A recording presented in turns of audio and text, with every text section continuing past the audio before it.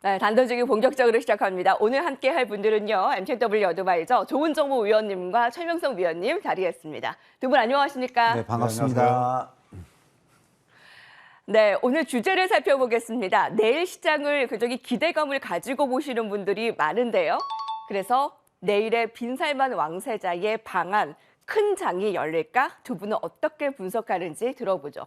자, 조은정 위원님, 네. 많이 반영된 부분도 있습니다. 사실 네. 종목 같은 경우는 이미 많이 뛴 종목도 있기 때문에 종목은 물론 또 코스피 코스닥의 영향 또한 광범위적으로 나타날 수 있을까도 궁금합니다. 네. 어떻게 예상하세요? 일단 결론부터 말씀드리면 이미 상당 부분 반영돼 왔고 내일은 클라이막스를 이룰 것이다. 이렇게 말씀드리고 싶네요. 네. 그래서 이제 내일은 주식을 이 관련 종목들이 굉장히 많은데요. 들고 계신 분들은 내일 만약에 갭 상승하거나 좋은 시세가 나오면은 그때 한번 매도하는 전략이 좋아 보인다. 아, 그래요? 네. 네, 한번 불꽃이 이제 확 하고 불타오르고 불꽃이죠 이제. 네, 내일의 클라이막스로 비중 축소 의견을 주시는군요. 근데 내일은 이제 한마디로 꽃놀이패가 아닌가 생각이 듭니다. 예. 꽃놀이패 이렇게 말씀드릴 수 있겠고 혹시 빈살만에 대해서 잘 아세요? 굉장한 부자라는 부자고 것으로 알고 있죠. 이게 뭐 방송 용어로 적합한지는 모르겠지만 여성분들도 많이 이제 하고 와이프들도 많고 이제 그러잖아요. 예. 그런데 이제 저는 이분이 양면성을 가지고 있다고 봐요. 1년적으로는 좀 안 좋아요. 왜냐면은 자기 이제 소위 말해서 이복 동생들도 많이 제거하고 막 그랬잖아요. 그런데 저는 이제 그 경영학을 전공했고 경제적인 관점에서 보면 대단한 사람이라고 봅니다. 왜 그런지 아세요? 지금 네옴시티가 컨셉이 뭐냐면 지금까지 사우디가 다 이 오일로 돈을 벌었잖아요. 네. 이제 앞으로는 아니라고 이 사람이 인식하는 거예요. 그래서 거기에 탈석유에서 거대한 도시를 건설하겠다는 거거든요. 그게 한 66조 원 됩니다. 660조 원, 죄송합니다. 근데 이제 네옴시티 관련해서 국내 이제 기업들이 이미 우리 지난번에 11월 초에 원유룡 국토교통부 장관하고 한 22개 회사들이 참여해서 이미 원팀 코리아 그 수주 지원단을 구성해서 사우디를 방문했어요. 그러니까 그랬었죠. 빈살만 같은 경우는 내일 와서 그냥 이벤트 하는 거예요. 그분이 뭐 실제 실무 역할은 안 하겠죠. 그래서 뭐 도장 찍고 이제 그런 거예요. 정치 그다음에 또 총수들도 만나고 그렇거든요. 그래서 내일 이제 피날레인데 어찌됐든 이 네옴시티는 결국 이겁니다. 그러니까 탈석유하면서 수소, 태양광, 풍력, 원전 이런 것들. 그러니까 1,700km를 딱 유일히 싸가지고 태양광을 이용하고 수소를 생산하고 아주 거대한 꿈이에요. 그래서 이것이 어떻게 앞으로 될지는 이제 두고 볼 필요가 있다. 그렇게 생각이 듭니다. 일단 이제 아까 말씀드린 대로 우리나라 오게 되면 이재용 삼성 회장, 그다음에 SK 최태원 회장, 예. 그다음에 또 정의선 현대태 회장, 김동관 하나솔루션 부회장, 티타임이 예정돼 있고, 그다음에 또 현대차그룹은 별도 미팅까지 예정돼 있답니다. 그러니까 현대차그룹은 수소 모빌리티 이런 차원에서 만나는 것 같아요. 자, 일단 그러면은 이런 그 현대차 이런 거 외에도 좀 구체적으로 우리가 각 그룹들이 지금 어떻게 네옴시티에 참여하고 있는지 이미 다 뭐 아시겠지만 제가 몇 가지 한번 말씀드리면 먼저 삼성그룹은 삼성물산이 주축이 돼서 그다음에 주택하고 그다음에 플랜트 사업을 추진한다고 그래요. 이미 현대건설하고 컨소시엄을 형성해서 대략 2조 규모의 터널 수주를 한 그런 터널 수주를 해왔죠.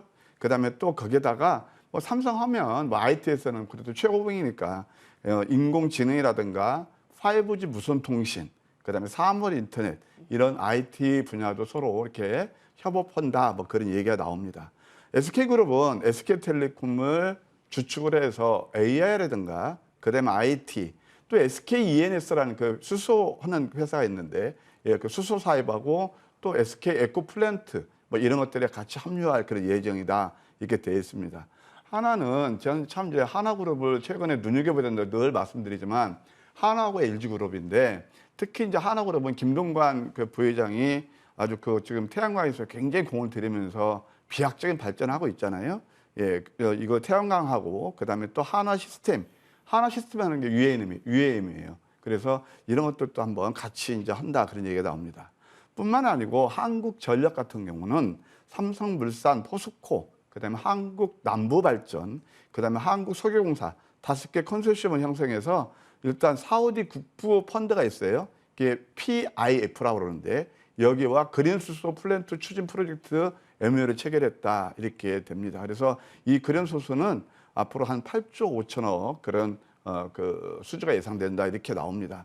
그러니까 결국 이런 것들이 앞으로 이제 봤을 때는 아까 제가 빈사면에서 잠깐 얘기를 했지만 그 지금 사우디가 석유로 인해서 부국이 됐고 이제 그것을 패러다임 시프트를 이제 가져야 되겠다라고 하면서 이제 우리나라 오는데 참 이분이 대단한 게 우리나라뿐만이 아니고 뭐 롯데하고 굉장히 좀 관계가 있죠. 롯데그룹하고 그래서 롯데 호텔을 몇백 개를 빌렸다고 그러는데 또 일본과도 좀 극진한 대우를 받는 것 같습니다. 예. 그래서 하여튼 뭐 그 정도로 뭐 지금 현재 진행되고 있는 게 그렇다. 다만 아까 모두에서 말씀드렸지만 이제 주식할 때는 뭐가 있냐면 뼈다귀분리라는 게 있어요. 그게 뭐냐면 기정사실화거든요.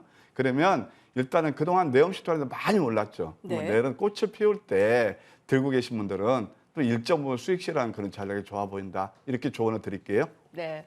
자, 빈살만 왕세자의 내일 방한 소식, 11월 17일에 방한 소식 그 이후로는 네옴시티 관련주들의 좀 비중 축소를 일단은 이제 권했고요. 빈살만 왕세자가 내일에 이제 기업 총수들을 만나고 네옴시티에 관련한 구체적인 방안을 논의할 것으로 보입니다. 근데 우리는 이미 원희룡 장관이 먼저 사우디를 방문해서 구체적인 한국에 홍보를 했기 때문에 그때 선반영된 부분이 없지 않아 있네요.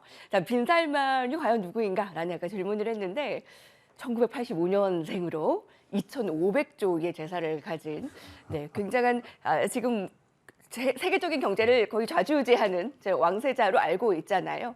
근데 말씀하신 것처럼 사우디아라비아에서 석유 의존적인 경제에서 탈피를 해서 이제 네옴시티와 관련한 이제 최첨단 이제 경제를 좀 좌지우지하겠다라는 의지를 밝히고 있는데, 자 일단 내일 국내 시장에 큰 장 열릴까에 대해서는 글쎄요라는 의견을 줬습니다. 최명석 위원님은 어떠세요? 네, 저도 이제 이제 오늘 증시 경원에 소문에 사서 뉴스에 팔란 말이 있거든요. 네, 뭐 내일 또 흥문해서 우리 시청자들 그렇게 매수하시면 안 됩니다. 그래서 내일 큰 뉴스가 나왔기 때문에 아침에 약간 오르다가 내릴 확률이 높아요, 오후에. 그래서 되도록이면 이제 네옴시티 관련주는 많이 상승했기 때문에 좀 주의하셔야 되고요. 일단 뭐 우리나라의 큰 호재죠. 왜냐면 돈이 한두 푼도 아니고 660조이기 때문에 투자이기 때문에 어마어마한 거고, 거기에 우리나라 이제 삼성, 현대차, SK 하나 등 이제 대기업이 내일 이제 빈살만 이제 이 사우디 왕자와 이제 간담회를 하는데요. 정의선 현대차 회장은 또 이제 빈살만과 수소 관련주도 하죠. 그래서 뭐 잘 아시겠지만 빈살만 왕세자 660조 규모 네옴시티 사업을 취도하면서 우리 한국건설이 뭐 K건설 해가지고 상당히 좀 빠른 시간 내에 저렴한 비용으로 완공하는 속도가 빠르다 해서 상당히 회에서 각광을 받고 있죠. 그래서 건설은 상당히 우리 한국이 좀 많이 알려있기 때문에 우리가 좀 밀접한 관계를 가져갈 수 있는데요. 어쨌든 뭐 건설, 모빌리티, 에너지 등 도시 전반에 대한 논의가 전개될 걸로 이제 생각이 됩니다. 근데 이미 다 각본은 다 짜냈을 거고, 내려오시면 이제 간담회라든가 뭐 웃으면서 뭐 테이프 끊고 웃으면서 뭐 사인이나 좀 하시겠죠. 그렇게 해서 이미 이제 다 각본 짜 있는데 내일 와서 어떻게 보면 이제 정치적인 쇼일 수 있죠. 하루니까. 1박 2일인데 사실 뭐 언론에 나타나는 거 하루 아니겠습니까? 정치적인 쇼니까 거기에 흥분하지 마시고, 지금 이제 이 네옴시티 관련주가 더블해서 3배까지 오른 종목이 많거든요. 그래서 항상 주식은 소문에 사서 뉴스에 팔란 말이 나오니까 내일부터는 주의하시고, 수익이 나신 분들 내일부터 좀 분할 매도 관점으로 가셨으면 좋겠습니다. 예. 앞으로의 석유 의존적인 부분에서 사우디아라비아의 경제 개혁의 이 비전 2030을 펼치고 있는 무함마드 빈살만 왕세자의 방한, 그리고 이 국제 무대에서 존재감을 뿜고 있는 이 왕세자의 방한에 대해서 오늘 분석을 해봤습니다. 자, 그와 더불어서 오늘 핫 키워드는 업종 테마로 준비를 해봤습니다. 먼저 화면으로 살펴보도록 하겠습니다.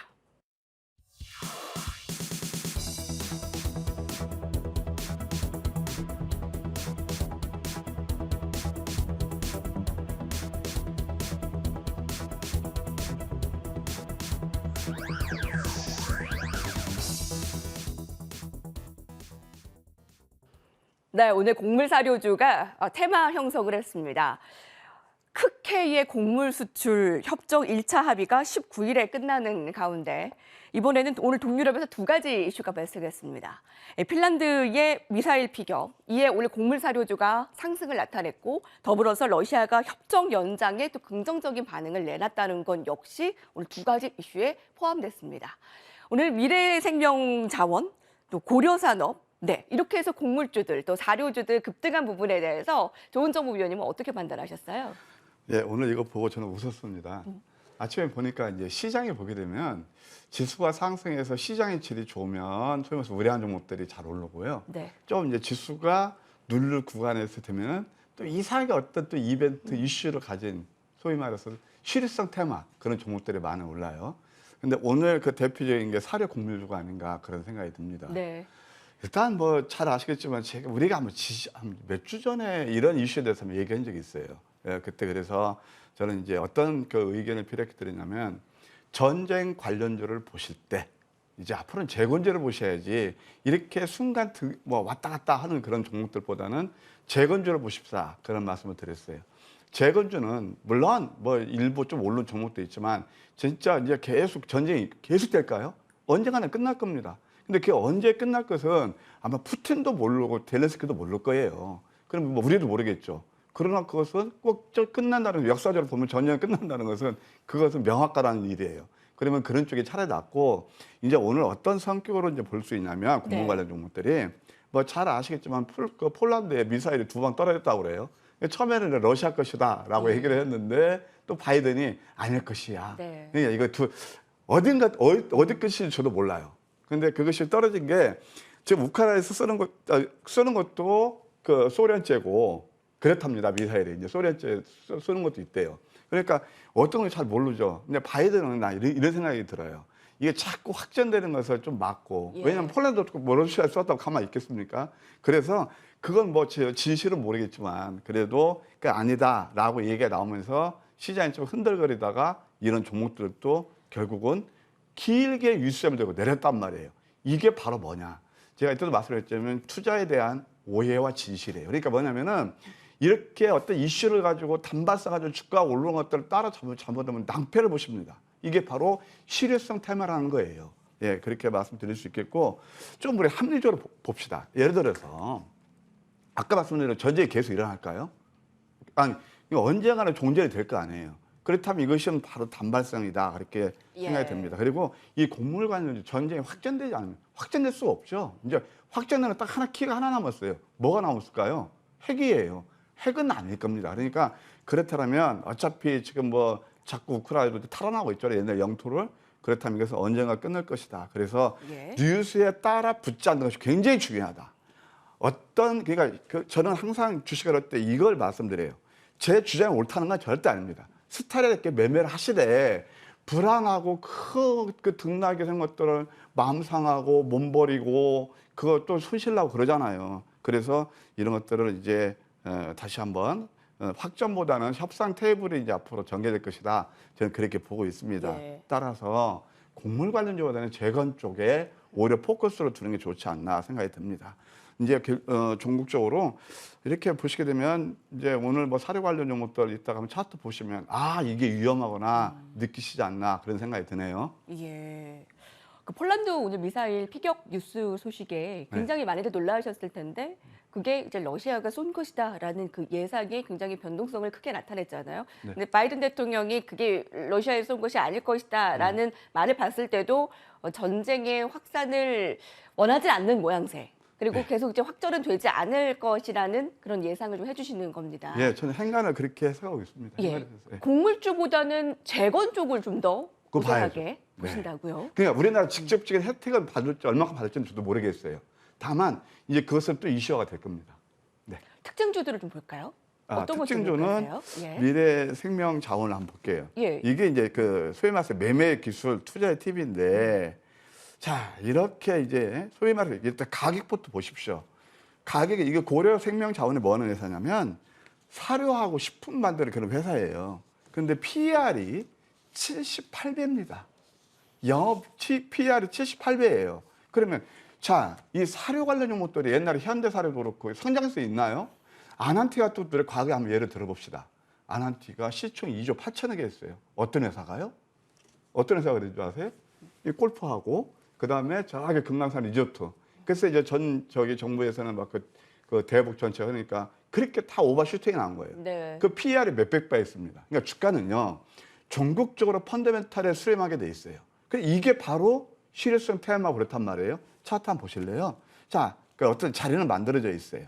그러면 분차트 보면 이것도 위에서 간다 하면서 또 따라잡으신 많이 계실 거예요. 저점들 7%가 빠졌습니다. 이게 바로 마음 고생하는 거거든요. 그래서 이제 이런 것들을 봤을 때 앞으로 이제 많이 올라온 거 이제 어떤 분들은 야 이슈화되고 스포트라이트를 받는 걸 매수해야 된다 그렇게 말씀하시지만 저는 그와 완전히 반대입니다. 안전한 종목들 얼마든지 있고 이런 종목들 어떻게 매면 이따 말씀드리겠지만 미래생명자 같은 경우는 혹시 반등이 나온다면 매도하는 전략이 좋아 보인다. 이렇게 조언 드릴게요.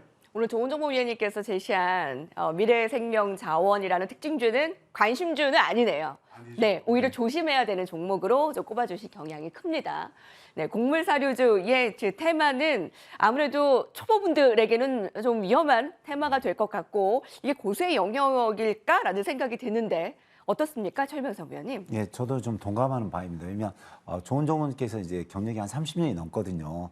저도 한 24년째 들어왔는데 사실 경력이 모든 걸 이제 말씀드립니다. 근데 사실 오늘 저도 깜짝 놀랐습니다. 왜냐면 러시아가 이제 우크라이나에 쐈는데 그게 폴란드로 한 2발 떨어졌고 두 명 정도 죽었다는 뉴스가 나오면서 나토 정상들이 모이겠다 해서 잘하면 또 3차 대전으로 가지 않느냐 또 전쟁이 또 확산되지 않느냐 좀 깜짝 놀랐거든요. 그러니까 지금 시장이 이제 러시아 우크라이나 전쟁이 이제 거의 이제 만료가 되면서 끝나는 판에 엄청난 악재가 터지지 않았나 이런 뉴스가 나오는데 이제 종가 부분에 이제 그 바이든 대통령이 이거 실수로 한 거다. 이건 러시아에서 쏜 게 아니라 이제 우크라이나에서 자체 쏜 게 잘못 폴란드 쪽으로 떨어졌다. 이런 이제 뉴스가 나오면서 이제 진정이 됐는데요.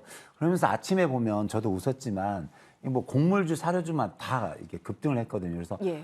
보면 이제 러시아 우크라이나 전쟁 꼭 이렇게 긴장감이라든가 확전될 때는 꼭 이제 이게 곡물이라든가 사료주만 급등했어요. 그래서 오늘 보면 뭐 대주 산업이라든가 한일 사료 또 고려 산업 이런 종목들이 급등을 했다가 오후에 다 밀렸거든요. 근데 다행히 이제 이렇게 전쟁 이제 러시아가 폴란드에 직접 쏘는 게 아니라 우크라이나에 쏜 게 잘못됐다 이런 게 나오면서 이제 시장은 진정되는데 아침에 올랐던 종목들 이제 대주 산업, 뭐 한일 사료, 고려 산업 그 여타 한 10종목이 다 급등했다 다 내렸거든요. 그래서 이런 종목은 지금 이제 석유값도 내리고 있고요. 곡물값도 내리고 있고 또 지난해 7월 달에 맺은 흑해 곡물 수출 협정이 19일에 만료되는데 이게 앞으로도 계속 연장의 청신호를 가지고 있거든요. 그래서 너무 걱정하지 마시고 지금 이제 장은 이제 안정화 가는데 오늘 일시적인 하나의 뉴스였다 그렇게 생각하고 있거든요. 그래서 너무 이제 곡물주 사료주는 어느 정도 너무 고점을 찍고 내렸는데 여기서 단기간에 이제 좀 이제 반등이 나오면 매도하시고 저도 이제 향후 우크라이나 재건주로 그렇게 관심을 둔 게 좀 좋아 보인다 이런 말씀 드리겠습니다. 두 위원님께서 말을 모으는 부분은 비료 곡물주보다는 우크라이나 재건 관련주 쪽으로 보시는 경향이 짙습니다. 네. 오늘 최명석 위원님이 또 살펴볼 특징주는 관심주입니까? 아니면 조심해야 될 종목입니까?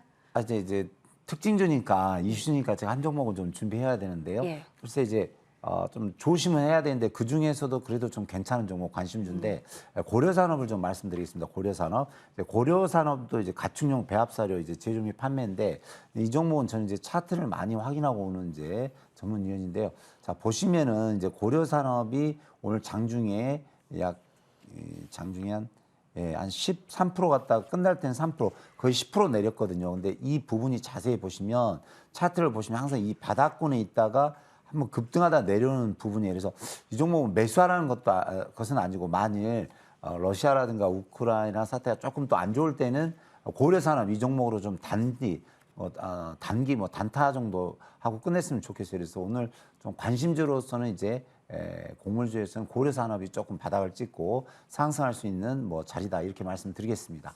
예. 자, 오늘 시장 상황과 더불어 내일의 예측 또 핫키워드 살펴봤습니다. 자리로 옮겨서 이어가겠습니다.